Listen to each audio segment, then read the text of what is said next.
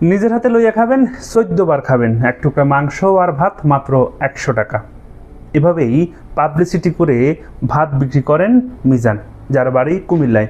ঢাকার আগারগাঁওয়ের ফুটপাতের পাশে সে একটি হোটেল পরিচালনা করেন, যেখানে মাত্র 100 টাকায় গরুর মাংস আর ভাত পাওয়া যায়। খুব অল্প সময়ে এই মিজান সারা দেশব্যাপী পরিচিতি পায় এবং তার পরের গল্পটা প্রায় আমাদের সকলেরই জানা। তবে আজকে এক ভিন্ন কারণে এই মিজান সংবাদের শিরোনাম হয়েছে। আজকে এই মিজানকে পুলিশ গ্রেপ্তার করেছে, কারণ পুলিশের কাজে বাধা দেওয়ার অপরাধে।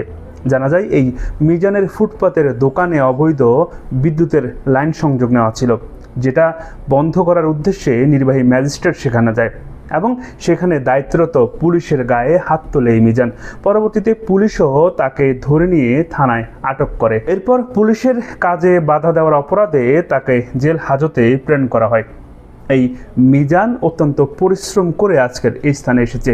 মিজানের পরিশ্রম নিয়ে কারো কোনো দ্বিমত নেই এবং মিজানের সফলতাও মানুষ ততক্ষণ পর্যন্ত চায় যতক্ষণ পর্যন্ত এই মিজান ভাতের ব্যবসা করবে। কিন্তু রিসেন্ট সময়ে মিজান ভাতের ব্যবসার চেয়েও টিকটকে বেশি আসক্ত হয়ে পড়ে এবং তার সেই হোটেলকে হোটেল না বলা চলে বাংলাদেশের মিনি একটি চিড়িয়াখানা বা মিনি একটি সার্কাসের ঘর, যেখানে সমস্ত সার্কাস চলে, যেখানে সমস্ত টিকটকাররা যায় এবং বিভিন্নভাবে মানুষকে উত্ত্যক্ত করে এবং বিভিন্ন অশালীন টিকটক তৈরি করে। বলা চলে মিজানের এই ভাতের হোটেলটি এখন টিকটকারদের আতুর ঘর এবং মিজানও তাতে গা ভাসিয়ে দিয়েছে।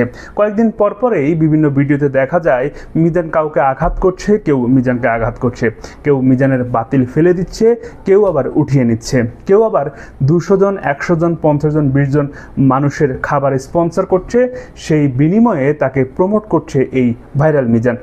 মিজান তার ভাতের ব্যবসার চেয়েও এখন এই ভাইরাল হওয়ার নেশা তাকে পেয়ে বসেছে এবং সে বিভিন্ন মানুষকে প্রমোট করার বিনিময়ে সে মানুষের থেকে নির্দিষ্ট পরিমাণ টাকা দাবি করে বসে। মিজান যতক্ষণ পর্যন্ত এই ভাতের হোটেল নিয়ে পরিশ্রম করেছে ততক্ষণ পর্যন্ত মানুষ তাকে সমর্থন করেছে।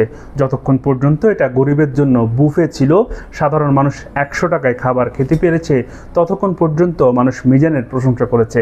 কিন্তু যখনই এই স্থানে টিকটকার বা ভাইরাল হওয়ার ধান্দায় মানুষ আসা শুরু করেছে, তখনই অনেক মানুষ বিরক্ত হওয়া শুরু করেছে এবং সেখানকার পথচারীরাও প্রায় প্রতি সময়ে অভিযোগ করেন এই মিজানের ভাতের হোটেলের কারণে অনেক সময় পথচারীরা ঠিকমতো সেই স্থান ব্যবহার করতে পারে না।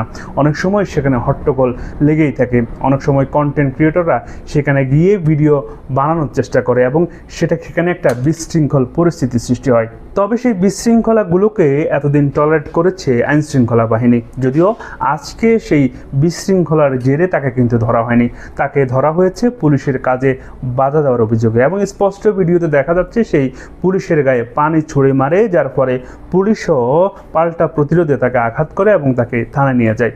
প্রিয় দর্শক, সাধারণ মানুষ হিসেবে আমাদের একটাই চাওয়া, মিজান ফিরে আসুক, মিজান ব্যবসা করুক, তবে সেটা শুধুই যেন ভাতের ব্যবসা হয়, সেটা যেন আর কোনো নতুন ভাইরাল হওয়ার ধান্দায় কেউ ব্যবহার করতে না পারে কিংবা সেও এটা ব্যবহার না করে। প্রিয় দর্শক, এই ভাতের হোটেলের মিজানের ব্যাপারে আপনাদের অভিমত কি, অবশ্যই মন্তব্য করে জানাবেন এবং এই বিষয়ে আপনাদের কার কি মত সেটাও জানাতে পারেন।